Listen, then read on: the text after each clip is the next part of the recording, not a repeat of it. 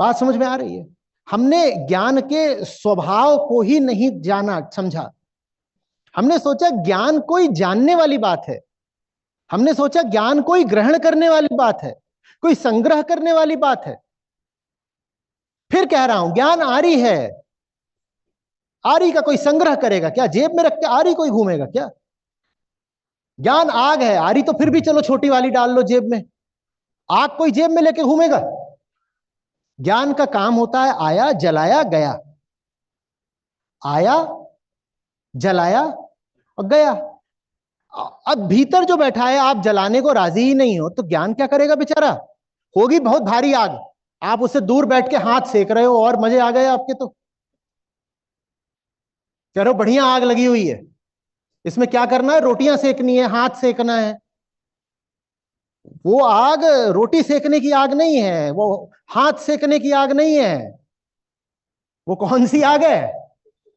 हाँ, वो चिता वाली आग है, वो अहंकार को जलाने वाली आग है।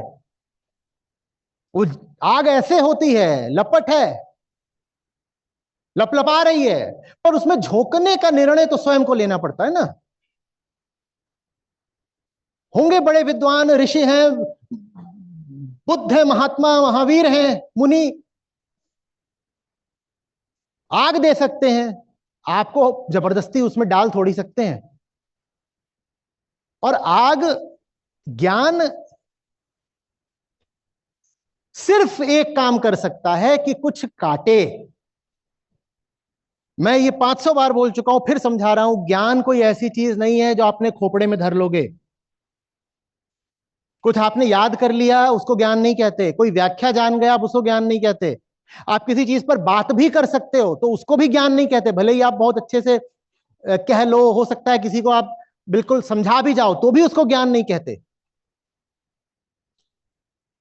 ज्ञान वास्तव में सिर्फ तब है जब वो जला दे। तो इसीलिए आपका उससे बहुत निजी रिश्ता होना चाहिए। आप ये नहीं कह सकते ये बात फलानी जगह लिखी हुई है इसलिए ज्ञान है। अरे भाई, फलानी जगह लिखी होगी, उसने तुम्हारी जिंदगी में कुछ जलाया क्या? और उसने नहीं जलाया तो उसकी गलती नहीं है, बात यह है कि तुम उस आग में कूदे ही नहीं, तुमने उस आग को मौका ही नहीं दिया कि वो तुम्हें जला पाए।